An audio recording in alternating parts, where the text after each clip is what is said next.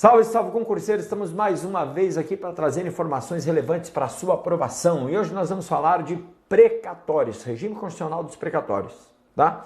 Vamos entender o que é, onde está previsto. Já vou te adiantar que a imensa maioria das questões relaciona-se ao artigo 100 da Constituição. Então, com o texto de lei você já vai ver que resolve bem, tá? Também lá no ADCT, Ato das Disposições Constitucionais Transitórias, eu tenho algumas coisas referentes a precatórios. Só que lá são normas transitórias, que tratam de fatos concretos, tá? De situações específicas, tá? Então, o que eu te aconselho? Entende aqui a aula, decora o artigo 100, se vai cair no seu edital, tá bom? E dá uma olhada lá, se por acaso o seu concurso for muito específico, tá? Principalmente se pedir a parte lá do ADCT, que está lá no artigo 97, no artigo 100, que fala de casos específicos, tá bom?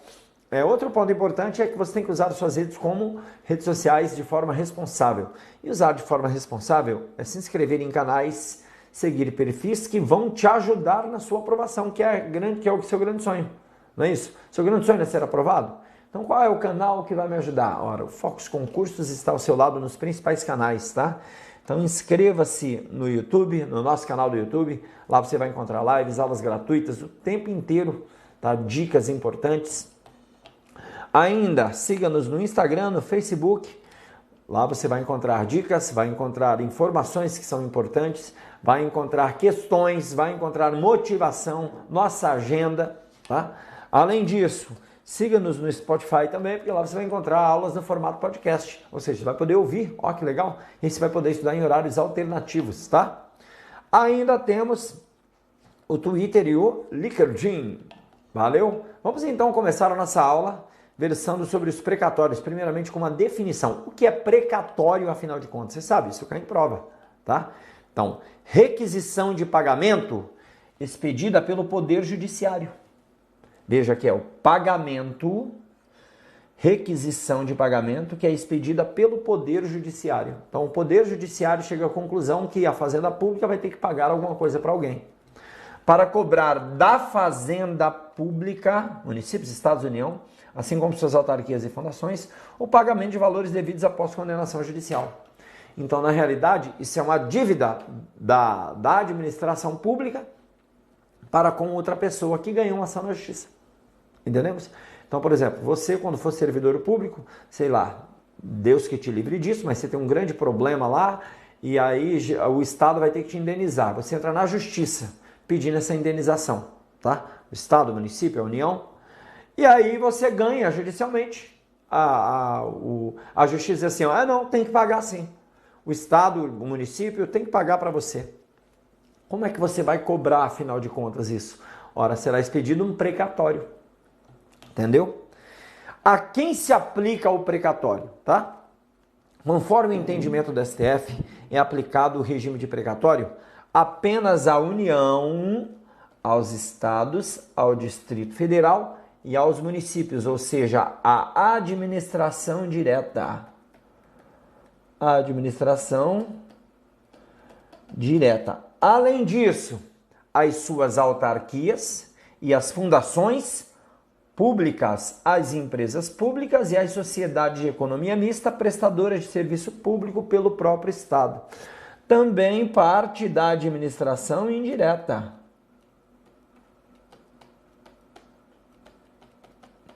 Parte da administração indireta.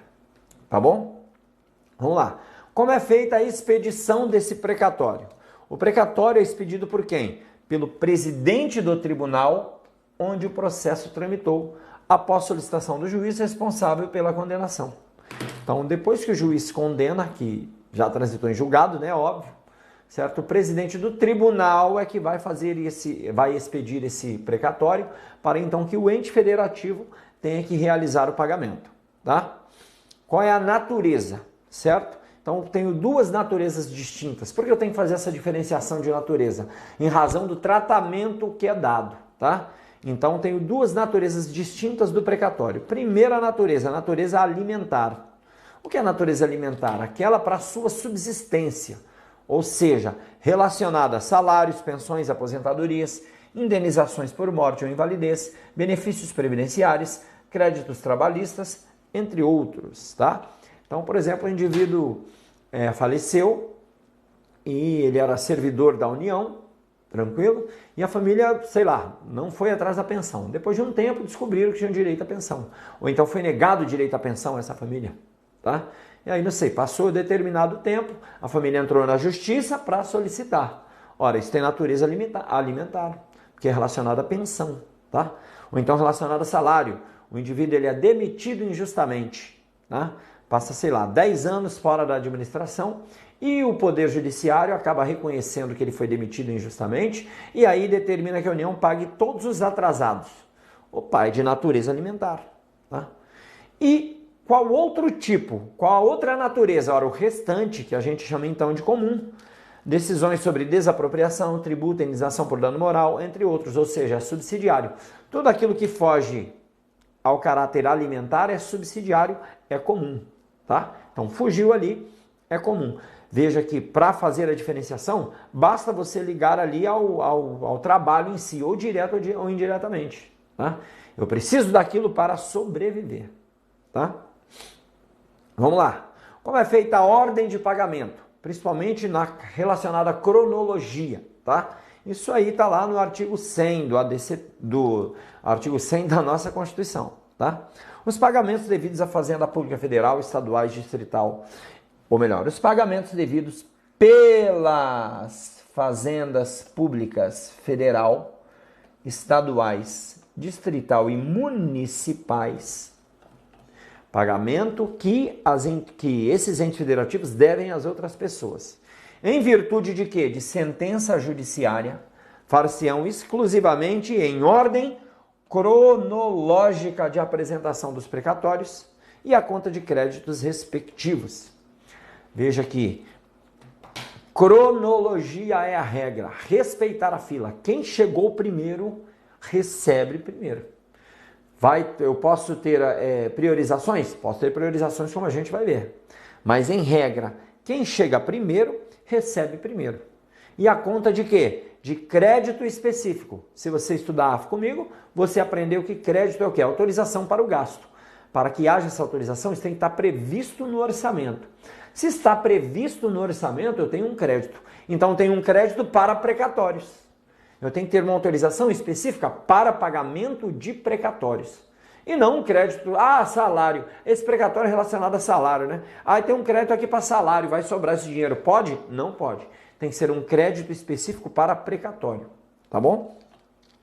Proibida a designação de casos ou pessoas nas dotações orçamentárias e nos créditos adicionais para este fim. Então, quando eu for fazer a dotação, estou elaborando meu orçamento. Peraí, aqui, vou gastar X com servidores, remuneração de servidor, vou gastar X de combustível, de aluguel, de não sei o quê. Opa, e precatório? Opa, precatório vou ter que pagar esse ano também, né? Então, vou destinar X milhões aqui para precatório. Pode ter uma designação, e o precatório do Zé das Couves? Tem o precatório do Zé. Vou fazer um crédito só para o precatório do Zé das Couves? Não pode, tá? Não pode. Tanto em créditos orçamentários ordinários, né, vamos assim dizer, quanto em créditos adicionais que sejam abertos para esse fim, tá? Porém, eu posso ter via cronologia, mas eu posso ter uma precedência para pagamento, ou seja, uma priorização, tá? Cronologia é a regra, é a fila. Quem chegar primeiro, recebe. Porém, eu posso ter uma priorização. Presta atenção no que diz o parágrafo 1º. Os débitos de natureza alimentícia compreendem aqueles decorrentes de salários, vencimentos, proventos, pensões e suas complementações, benefícios previdenciários, indenização por morte ou por invalidez, fundadas em responsabilidade civil, em virtude de sentença judicial transitada em julgado, e serão pagos com preferência sobre os demais. Então, aqueles que têm natureza alimentícia, detalhe aqui, se for por morte, indenização por morte ou por invalidez, fundada em responsabilidade civil, ou seja, o indivíduo estava lá trabalhando, certo? Ele não era servidor público, mas veja que o caráter alimentar tem a ver com sua atividade para sustento da família. Ele não era servidor público, de repente veio uma viatura da polícia, o cara estava correndo demais, o policial, tá? Perdeu o controle, atropelou o cara que vende cachorro-quente. e aí a sua família perdeu o sustento. Em razão disso, entraram na justiça. Tá? Isso é considerado de caráter alimentar. Entendemos? Então veja que eles terão preferência sobre todos os demais débitos, exceto sobre aqueles previstos no parágrafo 2º que nós veremos agora. Tá? Então, peraí, tem esse aqui de tributos, tem esse aqui de desapropriação. A fazenda lá foi desapropriada. E qual que eu pago primeiro? O alimentar. Mas o alimentar chegou depois. Vai o alimentar. Tá? Presta atenção. Os débitos de natureza alimentícia, cujos titulares originários ou por sucessão tenham 60 anos de idade. Guarda esse número porque tem pegadinha de prova trazendo 65, 55, 70. Tá? Então veja que essa preferência não perdeu o caráter alimentar. Tá? Para que haja preferência, tem que ter débito de natureza alimentícia. Tá bom? Então, dentre os alimentícios, primeiro, tem desapropriação, não sei o que, tem o alimentício, vai o alimentício na frente. Dentre os alimentícios, se for para alguém acima de 60 anos, também haverá preferência, tá? Ou então, sejam portadores de doença grave, ou pessoa com deficiência, assim definidos na forma da lei, serão pagos com preferência sobre todos os demais, até o valor equivalente ao triplo fixado na lei, para os fins dispostos no parágrafo 3º desse artigo, nós veremos daqui a pouco, admitido fracionamento para essa finalidade, sendo que o restante será pago em ordem cronológica de apresentação. Tá? Vamos já ver o parágrafo 3º, para que nós possamos entender, e depois a gente volta aqui, certo? Para entender esse contexto, porque o parágrafo 3º ele é gancho para isso, tá? Vamos lá. O disposto no caput desse artigo, relativamente à expedição de precatórios, no que se aplica aos pagamentos de obrigações definidas em lei como de pequeno valor, as fazendas referidas devam fazer em virtude de sentença judicial transitada em julgado. Então veja, aqui ele está referindo àquilo que se refere, não está referindo àquilo que se refere, está referindo ao que se chama de pequeno valor, tá? Porque o que é que o caput do dispositivo diz? Ó, o pagamento devido pelas fazendas públicas, tá? Em virtude de sentença judiciária, façam exclusivamente em ordem cronológica de apresentação à conta de créditos, proibida a designação de casos, pessoas, dotações orçamentárias e nos créditos adicionais abertos para esse fim, tá?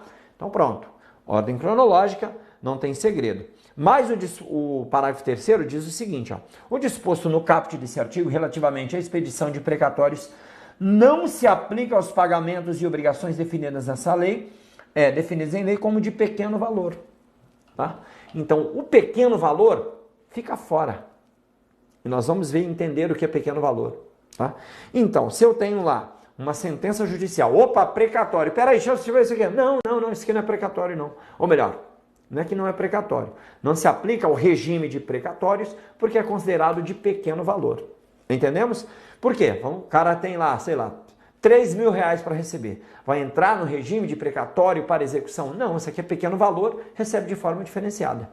Entendemos? Então presta atenção nessa expressão efetivo valor, tá? Porque agora a gente volta lá no parágrafo 2º para entender então a questão da priorização, tá? Primeiro, o parágrafo 1º diz que de natureza alimentícia tem prioridade, certo? Depois diz que o de natureza alimentícia, cujos titulares sejam originários ou por sucessão, tá? Veja aqui, o titular originário ou por sucessão é aquele que vai receber, porque dá a entender o seguinte, esses dias eu vi uma pegadinha. O cara que tinha o direito tinha 60 anos, tá? Só que ele faleceu e passou para o filho dele, por exemplo, que tinha 28 anos. Aí não se aplica, porque é quem vai receber de verdade, tá? Tenham 160 anos de idade, sejam portadores de doença, pessoas com deficiência, assim definidas na forma da lei, serão pagos com preferência sobre os demais até o valor equivalente ao triplo, certo? Desse fim, admitido fracionamento para essa finalidade, sendo que o restante será pago em ordem cronológica de apresentação. Veja aqui, o indivíduo tem mais do que o pequeno valor, tá? Primeiro, admite-se até o triplo e tem mais do que pequeno valor. Então, aquela parte relacionada ao pequeno valor, ele recebe como pequeno valor, de forma diferenciada. E o restante, ele recebe como precatório normal, com preferência sobre todos os outros. Entendemos? Com preferência sobre todos os outros. Mas o que vem a ser pequeno valor, então? Tá? A forma de pagamento é diferente, é por RPV. Tá? E deverá ser feito 60 dias a partir da intimação do devedor. Por que isso? Porque precatório às vezes não é rápido, às vezes não. Quase nunca é rápido. Precatório é demorado. Né? Então fica anos com o precatório na mão. Às vezes o titular até negocia o precatório. Por quê? Porque vai demorar, nunca chega a vez. Tal. Aqui não. Se for pequeno valor, é pago por RPV. E aí, em 60 dias a contar de intimação, deve ser pago. Tá? Qual é o limite? Estabelecido por cada entidade devedora. Então, cada município, cada estado e a União vai estabelecer efetivamente qual é o limite para ser definido como pequeno valor. A regra geral é até 30 salário mínimo nos municípios e até 40 salários mínimos nos estados do Distrito Federal e para a União, 60 salários mínimos. Né? Então, qual é o valor? 60 salários mínimos para a União, 40 para estados, esse é o máximo, tá? Certo? Então, definiu o que é pequeno valor, tá bom? Como funciona a atualização de valores? Vamos lá, artigo 100, parágrafo 12. A partir da promulgação dessa emenda constitucional, a atualização de valores de requisitórios após sua expedição até o efetivo pagamento, independentemente de sua natureza, será feita pelo Índice Oficial de Remuneração Básica da Caderneta de Poupança e, para fim de compensação de mora, incidirão juros simples, não são compostos, pegadinha de prova, no mesmo percentual dos juros incidentes sobre a caderneta de poupança, ficando excluída a incidência de juros compensatórios. Então, enquanto não recebe, para não perder muito valor, é como se estivesse na poupança, tá? Recebendo, primeiro, a atualização, né, sua atualização monetária, como disse, o índice oficial da poupança, melhor dizendo, atualização monetária, não, índice oficial da poupança, e os juros ali que incidiriam sobre a poupança. Juros simples, tá? Juros simples. Vamos lá. Previsão orçamentária é necessária? Já disse, é necessária previsão específica, tá? Tá lá nos artigos 5 e 6º. É obrigatória a inclusão no orçamento das entidades de direito público de verba necessária ao pagamento de seus débitos oriundos de sentença transitada em julgado, constante de precatórios judiciários apresentados até 1º de julho, fazendo-se o pagamento até o final do exercício seguinte, quando terão seus valores atualizados monetariamente. Isso aqui é meio... Está na lei, está na Constituição, pode marcar, mas na prática não é bem assim que funciona não. Tá? Então veja que para o exercício seguinte, é obrigatória a inclusão no orçamento de dotação específica para precatório. Tá? Isso aqui é para precatório, fica separado. Tá bom? E aí o detalhe seguinte, tem que ser apresentados até 1º de julho para a inclusão no orçamento, tá? E o pagamento até o final do exercício seguinte, quando seus valores serão atualizados, ou seja, estamos nesse ano, em 2021, certo? Para os pagamentos do ano que vem, porque a lei orçamentária anual ela é elaborada no exercício anterior, então a de 2022 está sendo elaborada agora, tá? Para pagamento no ano que vem, tem que ser inserido, como eu disse, até 1º de julho desse ano. E aí o ente federativo tem um ano inteiro que vem para poder fazer esse pagamento. Nem sempre isso acontece. Tá? Parágrafo 6º. As dotações orçamentárias e os créditos abertos serão consignados diretamente ao Poder Judiciário, cabendo ao presidente do tribunal que proferir a decisão exequanda determinar o pagamento integral e autorizar, a requerimento do credor, exclusivamente para os casos de preterimento de seu direito de precedência ou não alocação orçamentária do valor necessário, a satisfação do seu débito, sequestro da quantia respectiva. Então, esse valor não fica de bobeira no orçamento. Ele vai ser, como disse, a dotação serão consignados diretamente ao Poder Judiciário. Claro que vinculado àquele tribunal cujo presidente expediu o precatório. Tá? Então é diretamente ao Poder Judiciário. E cabe ao presidente, então, do tribunal proferir a decisão determinando o pagamento integral e autorizar, além disso, o requerimento do credor. tá? Agora, quando houver preterimento, ou seja, quando alguém furar a fila, era a minha vez e não recebi, aí o presidente pode determinar, inclusive, o sequestro da quantia, tá? O sequestro da quantia. Vamos lá. Além, continuamos aí na nossa previsão orçamentária. Sem prejuízo do disposto nesse artigo, lei complementar e esta Constituição poderá estabelecer regime especial para pagamento de créditos precatórios de Estado, Distrito Federal e municípios, dispondo sobre vinculações à receita corrente líquida e a forma e prazo para liquidação. Então pode haver uma lei, ó, pegadinha, complementar, não é lei ordinária, tá? A Constituição Federal que vai estabelecer um regime especial para todos. Isso para não virar bagunça, tá? Para ter um direcionamento geral para todos, certo? Então, é possível que seja elaborada, então, essa lei, fazendo as devidas vinculações, levando em consideração um referencial, pode ser levado em consideração, que é a chamada receita corrente líquida. Receita corrente líquida, tá? Essa receita corrente líquida é um termo que está previsto e dentro da Lei de Responsabilidade Fiscal, cuja ali na LRF traz então todos os detalhes para se chegar a essa receita corrente líquida, tá? A forma também e o prazo de liquidação pode ser então estabelecidas nessa lei. Parágrafo 16. A seu critério exclusivo e na forma da lei, a União poderá assumir débitos oriundos e precatórios de Estado, Distrito Federal e municípios, refinanciando-os diretamente. Então vamos imaginar que em determinado Estado lá, e aí detalhe, a critério da União, tá? A Constituição autoriza que, vem cá, daqui seus precatórios, está lascado, né? Daqui, eu vou pagar os seus precatórios e vou refinanciar para que você pague para mim o refinanciamento, certo?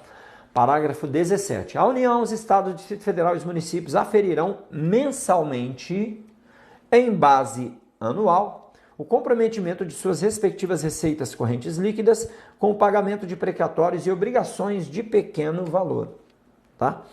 Então veja que, dentre esses dispositivos, haverá então a aferição mensalmente, em base anual, o comprometimento de suas respectivas receitas correntes líquidas. Porque a receita corrente líquida ela é o cerne depois da Lei de Responsabilidade Fiscal. Quase tudo é com base nela. Porque a receita corrente líquida que é a receita de verdade que o Estado vai ter à mão ali para poder utilizar. Tá? Basicamente isso. Não vamos entrar em detalhes, porque isso é aula lá da lei de Responsabilidade Fiscal.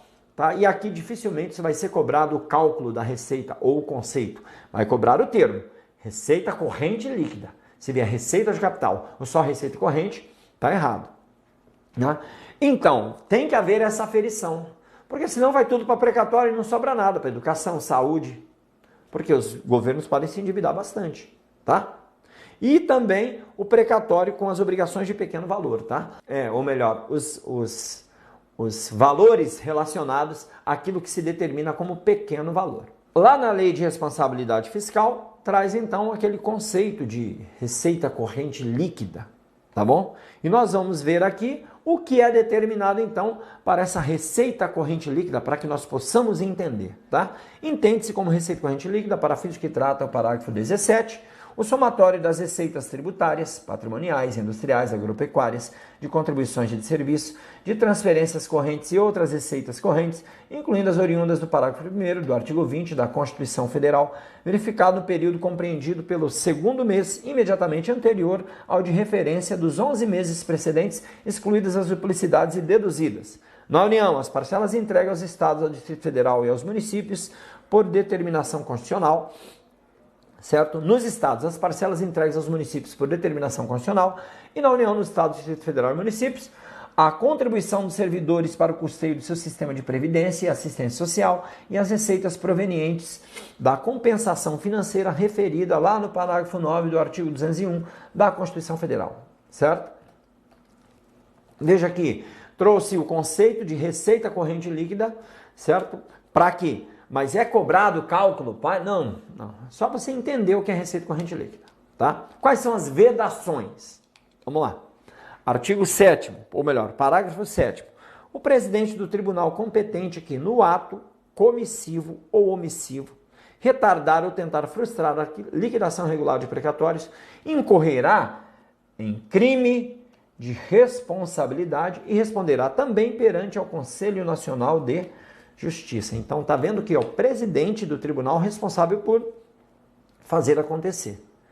Se ele, de forma comissiva, ou seja, agindo, ou de forma omissiva, deixando de agir, tentar frustrar a liquidação regular dos precatórios, por exemplo, tem um brother dele que está atrás. Na filha, ele quer que receba, para isso ele está ganhando uma prata, né? Para isso ele está ganhando uma prata. O que ele faz? Opa, esse aqui que ia receber, ele inventa uma história, uma parada jurídica, dá um gabiru, bota na frente. Opa, ele responde. Primeiro, crime de responsabilidade e segundo, perante o Conselho Nacional de Justiça. O parágrafo 8º determina que é vedada a expedição de precatórios complementares ou suplementares de valor pago, bem como fracionamento, repartição ou quebra de valor de execução para fins do enquadramento lá de pequeno valor. Tá? Então veja que nem complementar é aquele crédito complementar à lei orçamentária anual ou suplementar, certo? De valor já pago, bem como o fracionamento, repartição ou quebra de valor da execução para fins de enquadramento. Então, o seu valor não se enquadra dentro do pequeno valor, por exemplo, 60 salários mínimos, né? Tem lá 60 salários mínimos e o seu deu mais que isso. Opa, é vedado esse fracionamento, tá? Para poder haver enquadramento, eu poder receber, recebo 2 vezes, aí quebra a finalidade, tá? A não ser, nós vimos, para aquelas pessoas que são privilegiadas em relação a valores alimentícios, tá? Em que essa parcela pode ser recebida por RPV diretamente, em razão da necessidade, vamos assim dizer. Tá bom? Presta atenção que é possível a compensação de valores. Como assim compensação? Você deve para mim, eu devo para você. Vamos compensar? Sim, é possível que o ente beneficiado pelo precatório também deva para o ente federativo. E aí, nada mais justo do que compensar. Tá? No momento da expedição dos precatórios, independentemente de regulamentação, deles deverá ser abatido, a título de compensação, o valor correspondente aos débitos líquidos e certos, inscritos ou não em dívida ativa, e constituídos contra o credor original da fazenda pública devedora, incluídas parcelas vincendas, ou seja, aquilo que está por vencer, de parcelamentos, ressalvados aquele cuja execução esteja suspensa em virtude de contestação judicial administrativa. Então você é dono de uma empresa e sua empresa vai e ganha um precatório por conta de uma desapropriação. Tá lá, precatório quando a desapropriação ganhou, sei lá, 100 milhões. Maravilha. Só que na hora de pagar, identifica-se que você deve 50 milhões, que a sua empresa deve 50 milhões. Em tributos, por exemplo. Inclusive, essa dívida foi parcelada e tem parcela a vencer, parcelas vincendas. É possível fazer a compensação e já abater. A não ser que você reclame judicialmente dessa dívida, diz, opa, entre na justiça contra essa dívida, eu não devo, e esteja com execução suspensa pela própria justiça. Aí é que não se enquadraria, tá? Antes da expedição dos precatórios, o tribunal solicitará à Fazenda Pública, à Fazenda Pública devedora, para resposta em até 30 dias, sob pena de perda do direito de abatimento, informações sobre os débitos que preencham as condições estabelecidas no parágrafo 9, tá? Então, prestam nesses detalhezinhos aqui, ó, data principalmente, tá? Porque pode ser que isso seja, pode ser não, principalmente as bancas pequenas vêm aqui e colocam 45 dias, 60 dias, tá? Então, veja, antes de expedir o precatório, o tribunal vai chegar lá e vai dizer, e aí, esse cara deve alguma coisa para você ou não deve? Se você disser, eu já vou abater aqui, já vou compensar, desde que se enquadre no que diz o parágrafo 9º, tá bom? Vamos lá.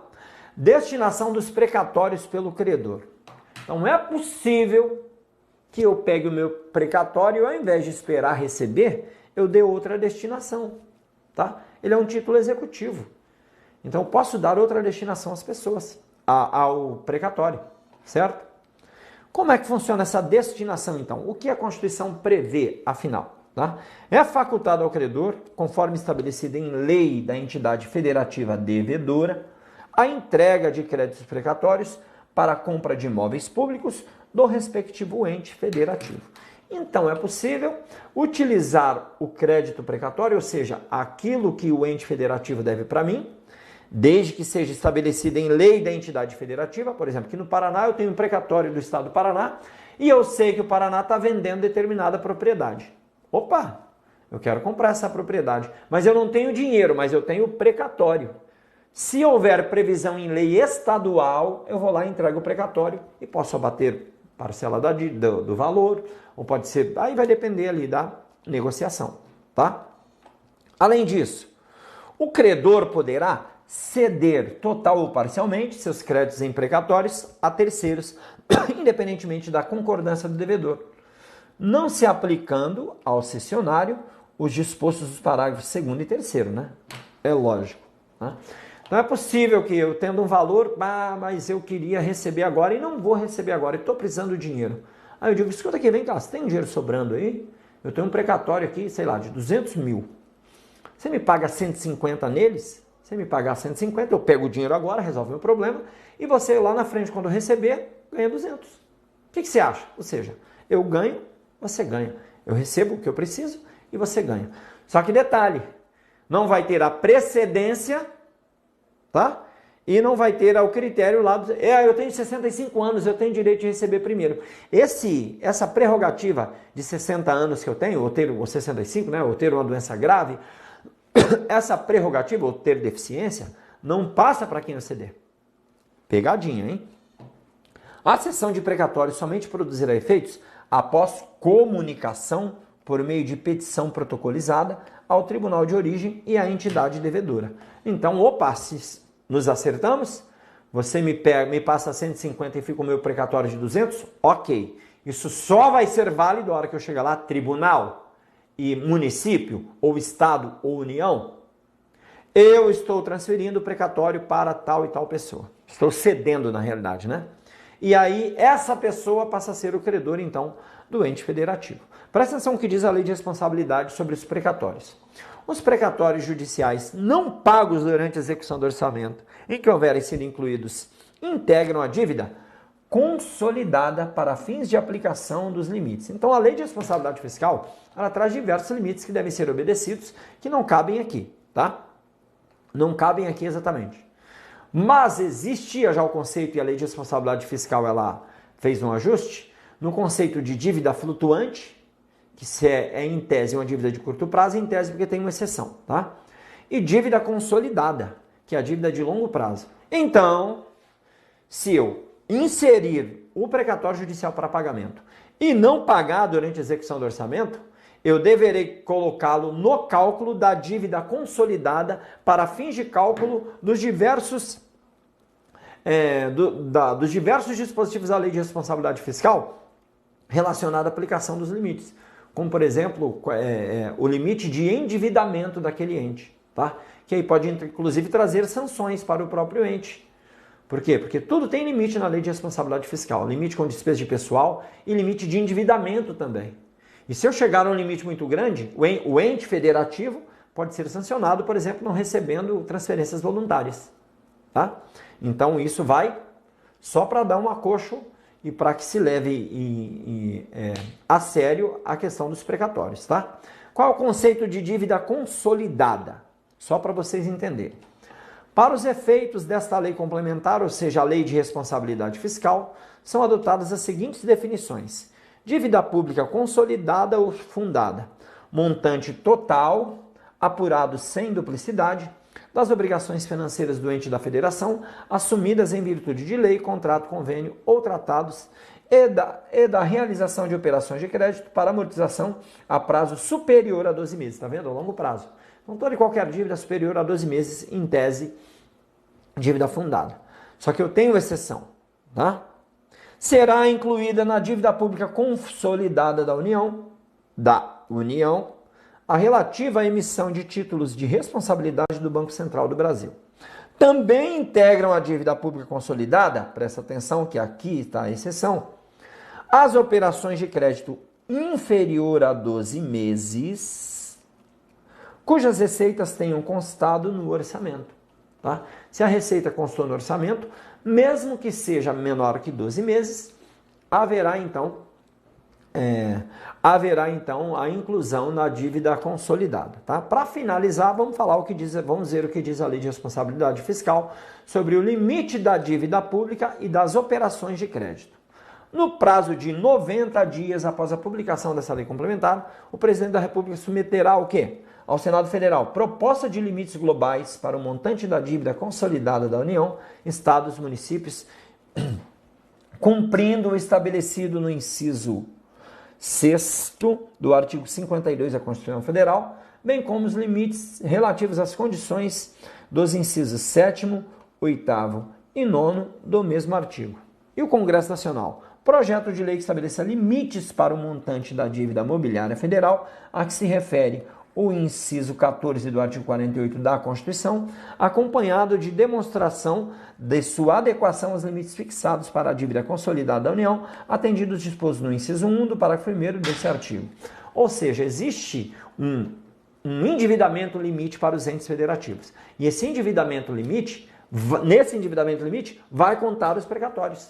Como disse a Lei de Responsabilidade Fiscal, aqueles precatórios que não foram pagos durante a execução do orçamento. Para quê? Para forçar o ente federativo a cumprir com as suas obrigações, tá? Para finalizar de verdade a nossa aula, lembra que o Fox está ao seu lado nos principais canais, tá? Então inscreva-se no nosso canal do YouTube, marca o sininho lá de notificação. Além disso, siga-nos no Instagram, no Facebook, também estamos no Spotify, no Twitter e no LinkedIn. E para passar, tem que ser Fox.